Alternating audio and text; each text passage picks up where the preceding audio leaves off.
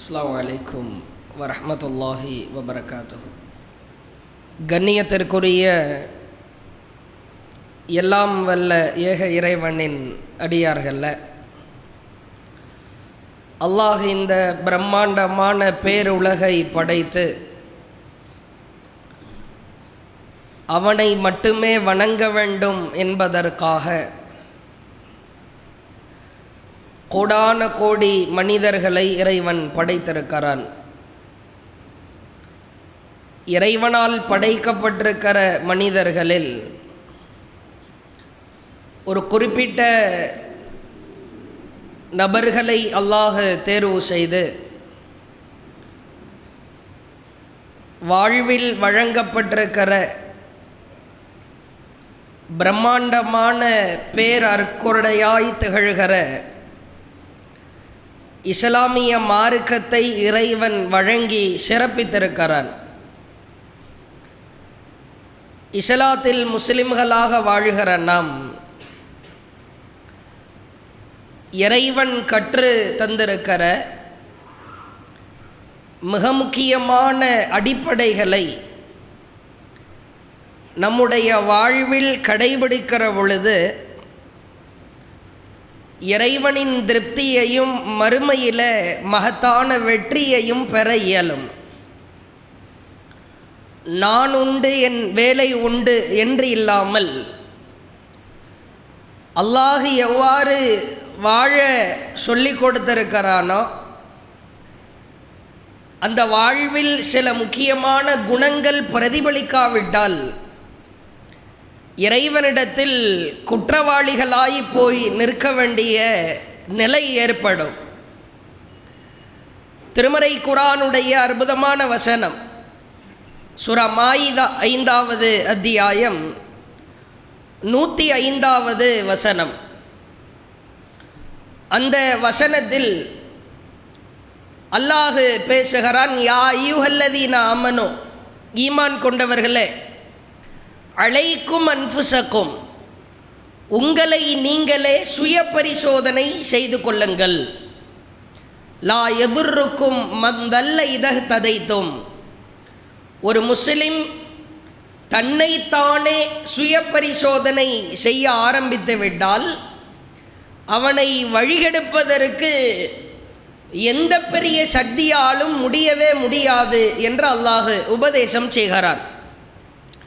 நீ எப்படி வாழ்கிறாய், உன் வாழ்க்கை எப்படி இருக்கிறது என்பதை நீ பரிசோதனை செய்து பார். அடுத்தவரை பார்க்காதே, அடுத்தவர்களின் குறைகளை ஆராய முற்படாதே என்று பலதரப்பட்ட கருத்துக்கள் படிப்பினைகளை இந்த வசனத்தின் மூலமாய் பெற முடியும். இந்த வசனம் ஏன் இறங்கியது, எதற்காக இறங்கியது என்று நபி தோழர்கள் காலகட்டத்தில் வாழ்ந்த சில தாபிஈன்களுக்கு விளக்கம் தேவைப்படுகிறது. உங்களை நீங்களே பரிசோதனை செய்து கொள்ளுங்கள். அவ்வாறு பரிசோதிக்க ஆரம்பித்து விட்டால் உங்களை வழிகெடுப்பதற்கு உலகத்தில் யாரும் இல்லை என்று அல்லாஹ் ஒரு கருத்துப்பட வசனத்தை அருளியிருக்கிறான். எப்பொழுது இறங்கியது? நேராக நபிகளாரின் உயிர் நண்பர் உற்ற தோழர் அபூபக்கர் ரலியல்லாஹு அவர்களிடத்திலே வருகிறார்கள். வசனம் இறங்கிய தருணத்தையும் அதனுடைய சூழலையும் சொல்லித்தாருங்கள் என்று கேட்கிறார்கள். அப்பொழுது அபூபக்கர் ரலியல்லாஹு அவர்கள் சொன்னார்கள், சரியான நபரிடத்தில்தான் விளக்கத்தை தேடி வந்திருக்கிறீர்கள். கரெக்டான ஆள்கிட்ட தான் விளக்கம் கேட்க வந்திருக்கிறீங்க. ஏன் தெரியுமா? இந்த வசனம் இறங்கிய பொழுது அல்லாஹுவின் தூதரின் அருகில் நான் இருந்தேன். நபிகளார் எனக்கான விளக்கத்தை சொன்னார்கள். மீண்டும் ஓதி காட்டுகிறார், யா அய்யுஹல்லதீன ஆமனு அலைக்கும் அன்ஃபுஸக்கும் லா யதுர்ருக்கும் மன் தல்ல இதஹ் ததைத்தும், உங்களை நீங்களே பரிசோதனை செய்து பாருங்கள். பரிசோதனை செய்ய ஆரம்பித்து விட்டால் உங்களை வழிகெடுப்பதற்கு யாரும் இல்லை. இந்த வசனத்தை அல்லாஹுவின் தூதர் ஓதி காட்டிவிட்டு சொன்னார்கள், இன்னி சமீஅத்து ரசூலல்லாஹ், அல்லாஹுவின் தூதரிடமிருந்து நான் செவியுற்றேன், யகூல் இன்னன் நாஸ இதா ரஅவ் தாலிமா, ஒரு பகுதியிலே முஸ்லிம்கள் வாழ்ந்து கொண்டிருக்கிற ஒரு இடத்தில் அநியாயம் நடந்தால், ஃபலம் யாஹுது அலா யதைஹி, அந்த அநியாயத்தை கண்டு அவனால் தடுக்க இயன்ற வகையில் எவனேலும் தடுக்காமல் பாராமுகமாயிருந்தால், அலட்சியமாயிருந்தால், அவுஷக் ஐ யஉம்மஹுமுல்லாஹு பிஇகாப், அல்லாஹ் அந்த அநியாயம் பெருக பெருக, அட்டூழியம் பெருக பெருக ஒரு கடத்தில் கோபத்தால் கொந்தளிக்க ஆரம்பித்து விட்டால், அந்த அநியாயத்தை கண்டும் காணாமல் நல்லவனாய் வாழ்ந்து கொண்டிருந்தானே அவனுக்கும் சேர்த்து தண்டனைகளை அல்லாஹ் இறக்கி விடுவான். இந்த வாலிம், துல்ம் என்ற வார்த்தைக்கு நபிகளார் இன்னும் விளக்கம் சொன்னார்கள். அது இணை வைத்தலை குறிக்கும். இறைவனின் கருத்திற்கு மாற்றமாய் நடக்கிற அனைத்தையுமே அது குறிக்கும். ஒரு கட்டத்தில் அநியாயம் நடக்கிற பொழுது மௌன சாட்சியாய் நீ வாழக்கூடாது. அல்லாஹுவின் தூதர் அவர்கள் தன்னுடைய மனைவியரிடத்திலே பேசி கொண்டிருக்கிறார்கள். அல்லாஹுவின் வேதனை வரும், கடுமையாய் வரும். அல்லாஹ் ஒரு கட்டத்தில் ஒட்டுமொத்தமாய் மனிதர்களை அழிக்க முற்படுவான். அப்பொழுது அம்மையார் உம்முல் முஃமினீன் அவர்கள் கேட்கிறார்கள். காலத்து ஸைனப் பின்த் ஜஹ்ஷ், ஸைனப் ரலியல்லாஹு அவர்கள் நபிகளாரின் மனைவி கேட்டார், யா ரசூலல்லாஹ் அனஹ்லிகு வ ஃபீனா ஸாலிஹூன், அல்லாஹ் கோபத்தால் கொந்தளிக்க ஆரம்பித்து விட்டால் எங்களில் நல்லவர்கள் வாழ்கிற பொழுதும் அல்லாஹ் அழிவை கொடுப்பானா? ஏற்க முடியவில்லையே. நல்லவர்கள் வாழ்கிறார், 5 நேர தொழுகையை நிறைவேற்றுபவர் வாழ்கிறார், தர்மத்தை அள்ளி கொடுப்பவர் வாழ்கிறார், ஹஜ்ஜிற்கு சென்றவர், உம்ராவிற்கு சென்றவர், திருக்குரானோடு அப்படியே வாழ்க்கையை கழிப்பவர், திக்ருகளோடு தன் பொழுதை கழிப்பவர் வாழ்கிறார். அல்லாஹ் கோபப்பட்டால் அனைவரையும் அழிப்பான் என்கிறீர்களே, நல்லவர்கள் அவர்களோடு இருப்பார்களே, அவர்களையும் சேர்த்து அழிப்பானா? அல்லாஹுவின் தூதர் சொன்னார்கள், கால நஅம், ஆம். இதா கசுரல் ஹபஸ், தீமை பெருகிவிட்டால் நல்லவர்கள் கெட்டவர்கள் என்று அல்லாஹ் பார்க்க மாட்டான். தீமை பெருகிவிட்டதா, அட்டூழியம் தலைவிரிக்க ஆரம்பித்து விட்டதா, நல்லவர்களையும் சேர்த்து அல்லாஹ் அழித்து விடுவான். பிறகு அவர்களின் ஈமானிற்கு தகுந்தார் போன்று எழுப்புகிற நேரத்தில் அல்லாஹ் முடிவெடுப்பான். ஆழமாய் புரிந்து கொள்ள வேண்டும். தமிழிலே இதை அறச்சீற்றம் என்பார்கள். அறம் தவறப்படுகிற பொழுது, நீதி குழி தோண்டி புதைக்கப்படுகிற பொழுது, நியாயம் நெருப்பினால் சுட்டரிக்கப்படுகிற பொழுது அங்கே குரல் கொடுப்பதற்கு ஒரு நபர் வேண்டும். அது நம் வீடா இருக்கலாம், நம் தெருவா இருக்கலாம், நம் ஊரா இருக்கலாம், அல்லது உலகமா இருக்கலாம். நீங்கள் பார்க்கலாம், பொதுவாக மற்ற மதத்திலே இருப்பவர்களிடத்தில் இந்த அறச்சீற்றம் என்பது படுமோசமாய் போய்கொண்டிருந்தாலும் முஸ்லிம்களின் நிலையும் அப்படித்தான் இருக்கிறது. யார் என்ன செய்தால் என்ன, அறச்சீற்றம் குறைந்து வருகிறது. இறைவனுக்கு மாற்றமாய், இறை கருத்திற்கு மாற்றமாய் ஒரு காரியம் அரங்கேறுகிற பொழுது பொங்கி எழுகிற போர்க்குணத்தை அல்லாஹ் விரும்புகிறான். இது ஒவ்வொருவருக்குமான கடமை. வெறுமனே ஒரு ஜமாத்து அவர்கள் மட்டுமே நிர்வாக செட்டப்பில் ஒரு தாவா செய்ய வேண்டும் அப்படியெல்லாம் கிடையாது. எந்த ஜமாத்தில் வேண்டுமானாலும் இருக்கலாம். நீ முஸ்லிம் என்று சொன்னால் அறம் தவறப்படுகிற பொழுது, நீதி தவறப்படுகிற பொழுது, நேர்மை குழி தோண்டி புதைக்கப்படுகிற பொழுது அங்கே நீ மௌன சாட்சியாய் வாழக்கூடாது. அப்படி வாழ்ந்தால் நீ வாழ்வதற்கு வாழாமலேயே இருக்கலாம். நீங்கள் பாருங்கள், கடந்த 2-3 நாட்களாக நாமெல்லாம் முஸ்லிம்களாய் இந்தியாவில் வாழ்வது கேள்விக்குறியாயிருந்தது. உண்மையில் தமிழகத்தில் நாம் இனிமேல் நம் வாழ்க்கை பயணத்தை கழிக்க முடியுமா என்று யோசிக்கிற அளவிற்கு அறம் குழி தோண்டி புதைக்கப்படுவதை பார்க்கிறோம். மதுரையிலே திருப்பரங்குன்றம் என்று ஒரு பகுதி, முருகனுடைய அறுபடை வீடு என்பார்கள், அது தனியாக இருக்கிறது. 600 ஆண்டு காலமாய் சுல்தானுன் ஆட்சி காலத்தில் இருந்து சிக்கந்தர் தர்கா என்று ஒன்று தனியாக இருக்கிறது. அது ஒரு புறம் இருக்கிறது, இது மற்றொரு புறம் இருக்கிறது. இரண்டும் நடந்து செல்கிற வழி ஒன்று, அவ்வளவுதான். 600 ஆண்டு காலமாய் தர்காவிலே அவர்களுடைய நம்பிக்கைப்படி இந்த இடத்தில் இஸ்லாம் தர்காவை வெறுக்கிறது, தர்காவை இஸ்லாமிய மார்க்கம் ஆதரிக்கவில்லை. அதுவெல்லாம் தனி ப்ராப்பர்ட்டி, இடம்தான் பிரச்சனை. ஒரு முஸ்லிமுக்கு சொந்தமான இடம், அதுதான் பிரச்சனை. அந்த சொந்தமான இடத்தில் ஹராமை செய்கிறானா ஹலாலை செய்கிறானா அது பிறகு பேசப்பட வேண்டும். இங்கே பிரச்சனை என்ன?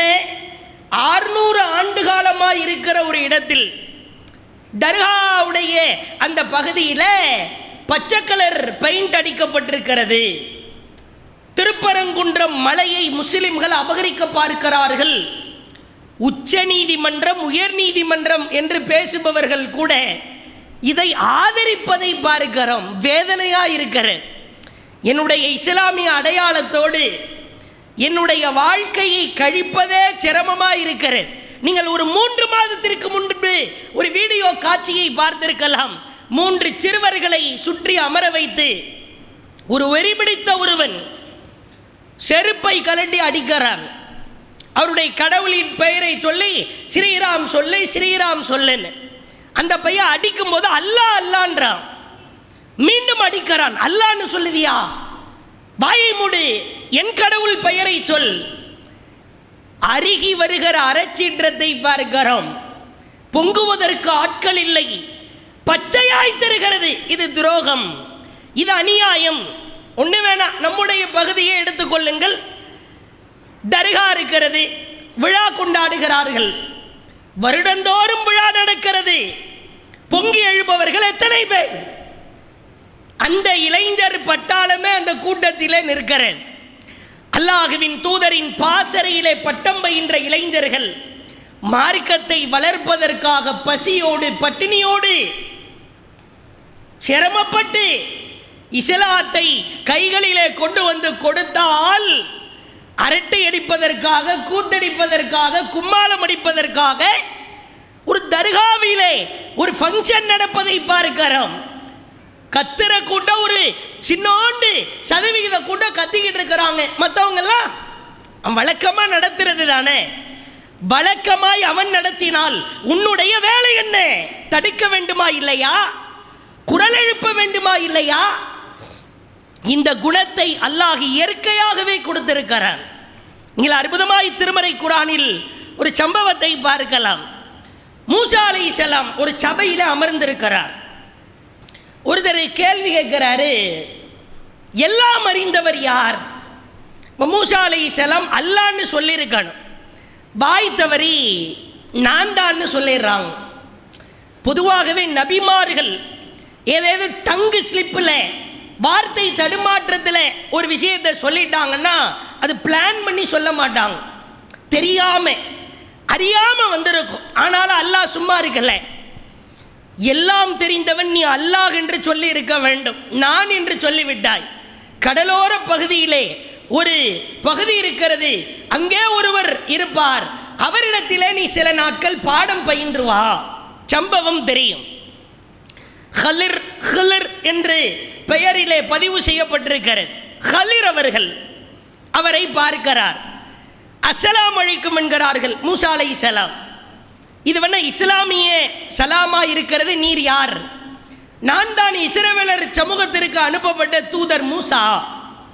ஏன் என்கிட்ட வந்திருக்கிறேன்? நான் உங்ககிட்ட சில பாடத்தை பயிலணும். அப்போ ஹலிர் சொல்லுகிறார், நான் ஒரு முக்கியமான விஷயத்தை சொல்லுகிறேன், அதுக்கு நீ கட்டுப்பட்டா என்கிட்ட பாடம் படிக்கலாம். சொல்லுங்க, நான் கட்டுப்படுறேன். ஃபைனி தபஅனி, என்னை நீ பின்தொடர்ந்தால், ஃபலா தஸ்அல்னி அன் ஷை, எது பற்றியும் வாய் திறக்கக்கூடாது. ஹத்தா உஹ்திஸ லக மின்ஹு திக்ரா, நானா அந்த விஷயத்தை உங்ககிட்ட சொல்ற வரைக்கும் நீ வாய் திறக்கக்கூடாது. வாய் திறந்தா உனக்கு எனக்குமான நட்புறவு கட்டாயிரம், நீ பிரிஞ்சு போயிட வேண்டிதான். ஆசிரியர் ஹலிர் மாணவர் மூசாவிற்கு ஒரு முக்கியமான ரூல்ஸை போடுறாரு. அல்லாஹ் பாடம் கற்றுக்கொள்ள அனுப்புகிறான். வாய் திறக்க கூடாது, என்ன வேணாலும் நான் பண்ணுவேன், நீ வாய் திறக்க கூடாது. இருவரும் நேராக சென்று ஒரு கப்பலில் ஏறுகிறார்கள். ஏறியவுடன் கப்பலின் ஓரத்தில் ஹலிர் அவர்கள் ஒரு ஓட்டை ஒன்றை போடுகிறார். இப்போ மூசா அலைஹிஸ்ஸலாமுக்கு பார்த்துட்டு சும்மா இருக்க முடியல. அஹரக்தலி துகுரிக்க அஹ்லஹா லக்கது ஜஅத ஷையன் இம்ரா, என்ன காரியம் பண்ணிட்டீங்க, நம்மளை எல்லாம் மூழ்கடிக்கவா ஓட்ட போடுறீங்க? இப்போ ஆசிரியர் கேட்கிறார், இன்னக்கலன் தஸ்ததிஅ மஅய ஸப்ரா, என் கூட வந்தா உன்னால பொறுமையா இருக்க முடியாதுன்னு சொன்னேன்ல, நானா சொல்ற வரைக்கும் வாய் திறக்க கூடாதுன்னு சொன்னேன்ல, ஆமா சொன்னீங்க, இனிமே வாய் திறக்க மாட்டேன். மீண்டும் அழைத்து செல்கிறார். ஒரு இளைஞன் ஒருவன் விளையாடி கொண்டிருக்கிறான். அவனுடைய கழுத்தை அறுத்து கத்தில் செய்து விடுகிறார், கொலை செய்து விடுகிறார். பொங்குறார், தாங்க முடியல. அகதல்த நஃப்ஸன் ஸகியத்தன் பிகைரி நஃப்ஸின் லகத் ஜஅத ஷையன் நுக்ரா, அப்பாவி ஒரு பையனை போய் கொன்னுட்டீங்களே, நீங்களாம் மனுஷனா மோசமான காரியத்தை பண்ணிட்டீங்களே. இப்போ ஆசிரியர் கேட்கிறார், நான் அப்பவே சொன்னேனா இல்லையா, நான் ஒரு விஷயத்தை செஞ்சா வாய் திறக்க கூடாது, உன்னால பொறுமையா இருக்க முடியாதுன்னு சொன்னேன்ல, டென்ஷன் ஆயிரு, இனிமே வாய் திறந்தா அதுதான் உனக்கு எனக்குமான இறுதி பிரிவு. ஒரு சுவர் அது விழப்போகிற கண்டிஷன்ல இருக்கிறது, அந்த சுவரை தாங்கி பிடிக்கிறாங்க. அந்த மக்கள்கிட்ட தான் சாப்பாடு கேட்டாங்க, அவங்க கொடுக்கல. உடனே மூசா கேட்கிறாரு, அவங்க தான் சோறு தரலையே, சாப்பாடு தரலையே பசிக்கு, அவன் சோறு இடிஞ்சா என்ன விழுந்தா என்ன, அதை போய் பிடிச்சிக்கிட்டு இருக்கிறீங்க. மூசா சொன்னார், உன்னால் என்னோடு வருவதற்கு பொறுமையாக இருக்க முடியாதுன்னு சொன்னேன் தானே, இதுதான் உனக்கும் எனக்குமான இறுதி பிரிவு. பிறகு 3க்கு விளக்கம் சொல்றேன். நல்ல கப்பலா இருந்தா ஊர்ல இருக்கிற அயோக்கிய அரசன் ஒருவன் அதை அபகரித்து விடுவான், அதனால் தான் ஓட்டை போட்டேன். இந்த இளைஞன் அந்த பெற்றோர்களை, அவன் பெற்றெடுத்த பெற்றோர்களை நரகத்திலே தள்ள பாடுபட்டான், அதனால் அவனை கொல்ல வேண்டும் என்பது என் இறைவனின் கட்டளை, அதனால் கொன்றேன். இந்த சுவருக்கு கீழே புதையல் ஒன்று இருக்கிறது, அது அனாதை சிறுவர்களுக்குரியது, அதனால் நான் பாதுகாத்தேன். நபிகளார் சொன்னார்கள், மூசா பொறுமையா இருந்திருந்தால் ஹலிர் அவர்களிடம் இருந்து இன்னும் நூற்றுக்கணக்கான பாடங்களை நாம் கற்றுக்கலாம். விஷயம் என்ன, நீ வாய் திறக்க கூடாதுன்றது ரூல்ஸு. நீ ஒரு காரியம் பண்ணும்போது ரூல்ஸ் எல்லாம் எனக்கு மண்டையில் இருக்க, அநியாயமா அட்டூழியமா நான் வாய் திறப்பேன். நம்மளா இருந்தா பாய், இந்த தர்காவுக்கு எதிராக நீங்க வாயே திறக்க கூடாது அப்படின்னா நான் சும்மாவே வாய் திறக்க மாட்டேன், நீங்க ரூல்ஸை வேற போட்டுட்டீங்க, இனிமே நான் வாயா திறப்பேன், மண்ணு மையத்தாயிருவோம். வாய் திறக்க கூடாது என்று சொன்னதற்கு பிறகும் கூட அது மணலில இல்லை, மைண்ட்ல அது இல்லை. நீ ஒரு அநியாயம் செய்தால் அவர் பார்வையில் அது அநியாயம். இயற்கையாகவே இந்த குணத்தை அல்லாஹ் வைத்திருக்கிறான். நீங்கள் பார்க்கலாம், திருமறை குர்ஆனில் அற்புதமான வசனம். மூசா அலைஹிஸ்ஸலாம் அவர்களை கொல்வதற்காக ஃபிரௌன் ஒரு பிளான் ஒன்றை, திட்டம் ஒன்றை தீட்டுகிறான். திருமறை குர்ஆனில் நீங்கள் வாசித்து பார்க்கலாம். 40வது அத்தியாயம் 20வது வசனத்திலிருந்து படித்து பாருங்க. அறச்சீற்றம் என்பது எவ்வளவு முக்கியமானது என்பதற்கான சான்று. 40வது அத்தியாயத்தில் 20வது வசனத்தில் அல்லாஹ் பேசுகிறார். ஃபிரௌன் தன்னுடைய வேலையாட்கள், குடும்பத்தார் அனைவரையும் அழைக்கிறான். பொறுங்கொண்ட கூட்டமே நிற்கிறது. மஜ்லிஸ் சூ, கெட்ட சபை, கேடுகெட்ட சபை, அடியாட்கள், ரவுடிசோ, சொந்த பந்த உறவினர் எல்லோரும் நிற்கிறார்கள். ஃபிரௌன் சொல்கிறான், கால ஃபிரௌன் தரூனி அக்துல் மூசா வல்யத்உ ரப்பஹு, நீங்க என்ன விட்டுருங்க, எல்லாருக்கிட்டையும் நான் ஒரு பொறுப்பை கொடுத்தேன், மூசாவை கொல்லணும்னு, நீங்க யாருமே கொல்ற மாதிரி தெரியல, விட்டுருங்க, இனிமே நானே கொன்னுறேன், அவர் தன்னுடைய இறைவனை அழைக்கட்டும் சொல்லிவிட்டு சொல்லுகிறான். ஏன் அவரை கொல்ல போறேன் தெரியுமா? இன்னி அகாஃபு அய்யுபத்தில தீனக்கும், உங்களை எல்லாம் மார்க்கத்தை, நாம் வாழுகிற மார்க்கத்தை விட்டு அவர் மார்க்கத்திற்கு தாவா செய்து மாற்றி விடுவாரோ என்கிற அச்சம்தான். தாவா செஞ்சு உங்களை எல்லாம் சேஞ்ச் பண்ணிடுவாரா, நேர்வழிக்கு அழைத்து விடுவாரா என்ற பயம். உடனே ஃபிரௌன் சற்றும் எதிர்பார்த்திராத அப்படியே ஆச்சரியத்தால் உறைந்து நிற்கிற ஒரு சம்பவம் நடக்கிறது. அப்படியே கூட்டம் குழுமி நிற்கிறது. கூட்டத்தில் இருந்து ஒரு நெருப்பு பொறி கிளம்புகிறது. அல்லாஹ் அவர் பற்றி சிலாகித்து சொல்கிறான், கால ரஜுலும் முஃமின் மின் ஆலி ஃபிரௌன் யக்தும் ஈமானுஹு. ஃபிரௌனின் உறவினரிடமிருந்து, ஃபிரௌனுடைய சொந்தக்காரரிடமிருந்து ஈமானை இவ்வளவு நாள் தன் உள்ளத்திலே மறைத்து வைத்திருந்த ஒருவர் எழுந்தார். அதக்துலூன ரஜுலா அயகூல ரப்பி அல்லாஹ், அல்லாஹ் ஒருத்தன் தான் இறைவன் சொன்னதற்காகவா நீ அவரை கொல்ல போகிறாய்? பிறகு சொல்கிறார், வகத் ஜாக்கும் பில் பையினாத்தி மிர் ரப்பிக்கும், உன் இறைவனிடமிருந்து அவர் சான்றை கொண்டு வந்திருக்கிறாரே. ஃபிரௌன் தான் இறைவன் அவன் வெறித்தனமா நிற்கிறான். அவனுக்கு எப்படி பதில் சொல்றாரு பாருங்க. ஓ இறைவன்ட்ட இருந்து மூசா சான்றை கொண்டு வந்திருக்கிறாரே, அது உன் கண்ணுக்கு தெரியலையா? முடிஞ்சா சான்று ஆதாரத்தை நிரூபிச்சு காட்டுறா. ஃபிரௌன் விளவிளத்து போகிறான். எங்கேயா இருந்த இவ்வளவு நாளா? என் கூட்டத்தில் ஒரு ஆளாவே இருந்து திடீர்னு குரல் எழுப்புகிறாயே, ஒரு லிமிட்டு தான். அநியாயம் உச்சபட்சத்தை அடைந்து விட்டால் மெஜாரிட்டியாய் நீ நின்றாலும் தனி மனிதனாய் அந்த அநியாயத்தை எதிர்த்து குரல் கொடுப்பேன். இதைத்தான் அல்லாஹ் பாடம் நடத்துகிறான். உள்ளத்தில் ஆழப்பதிய வைக்க வேண்டும். வீட்டிலோ தெருவிலோ ஊரிலோ அநியாயம் நடந்தால் நீ என்னடா செய்தாய் அல்லாஹ் கேட்பான். உனக்கு இஸ்லாம் தெரியும் தானே? தௌஹீத் என்றால் என்னவென்று புரியும் தானே? தர்காவை நோக்கி சென்றவனை நீ திருத்தினாயா? தாயத்து கட்டியவனை அழைப்பு கொடுத்தாயா? அன்பாய் கொடுத்தாயா?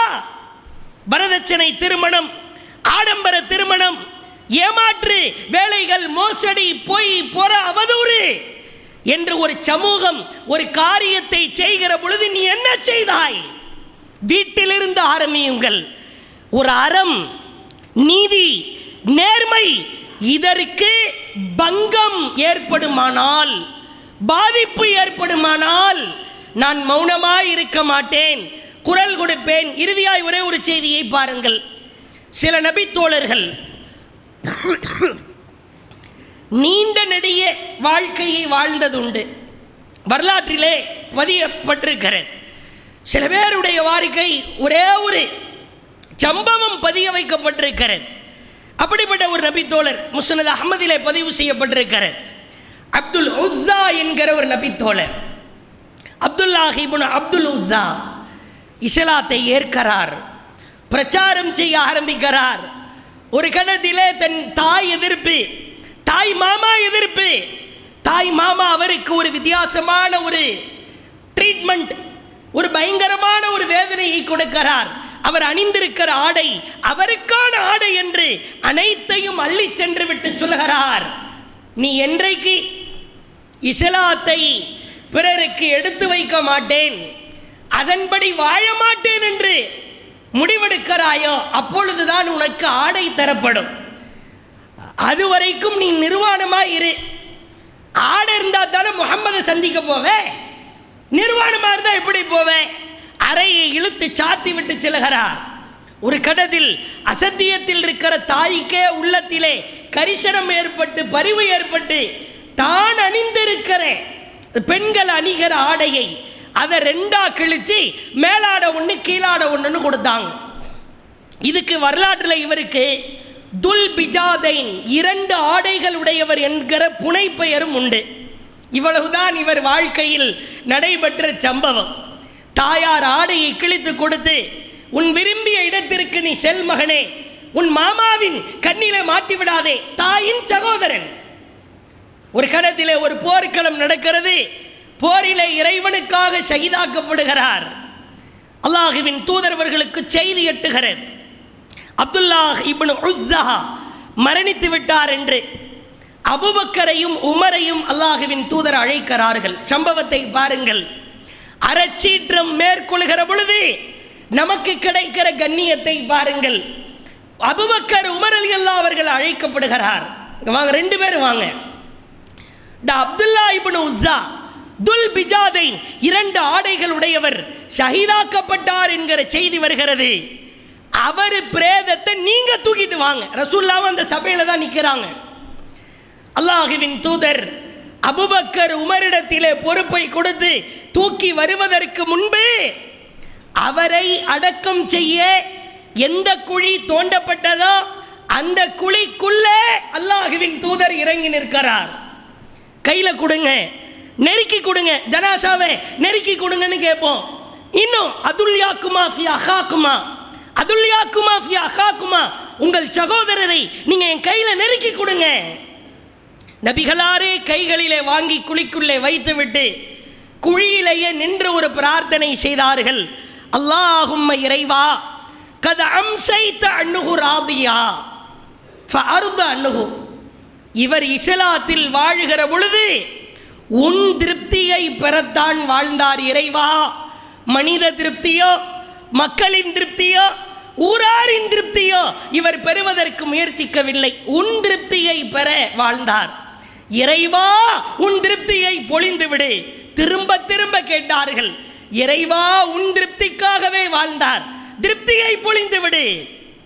ஹதீஸை அறிவிக்கிற அப்துல்லா இப்னு மஸ்ஊத் ரலியல்லாஹு அவர்கள் அழுதவாறு சொன்னார், லைத்தனி, நான் ஆசைப்பட்டேன், குன்து சாஹிபல் ஹுஃப்ரா, அந்த ஜனாசாவின் குழியிலே நான் இறந்து அந்த இடத்திலே அவர் இடத்திலே இருந்திருக்க கூடாதா என்று ஆசைப்பட்டேன். எப்படிப்பட்ட ஆசை என்று பாருங்கள். அந்த உஸ்ஸாவின் இடத்தில் நான் இருந்திருக்க கூடாதா? மார்க்கத்தை பரப்புகிற பொழுது, எடுத்து சொல்லுகிற பொழுது, போட்டு உடைக்கிற பொழுது மக்கள் திருப்தி கிடைக்காது, குடும்பத்தார் திருப்தி கிடைக்காது, ஊரார் திருப்தி கிடைக்காது, படைத்த இறைவனின் திருப்தி கிடைக்கும். அறச்சீற்றம் போர்க்குணம் கொண்கிற அந்த குணத்தை அல்லாஹ் எதிர்பார்க்கிறான். அது நம் வீடா இருக்கலாம், தெருவாயிருக்கலாம், ஊராயிருக்கலாம். இறைவனுக்கு மாற்றமாய் ஒரு காரியம் நடக்கிற பொழுது பொங்கி எழுகிற போர்க்குணம் இருந்தால் நீ திருப்தியை பெறலாம்.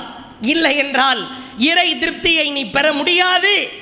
மார்க்கத்திற்கு இறைவனுக்கு திருப்தியை பெறுகிற வகையில் அறச்சீற்றம் கொள்வோம் என்று கேட்டு நிறைவு செய்கிறேன். வாஹிர் தஅவானா அல்ஹம்துலில்லாஹி ரப்பில் ஆலமீன்.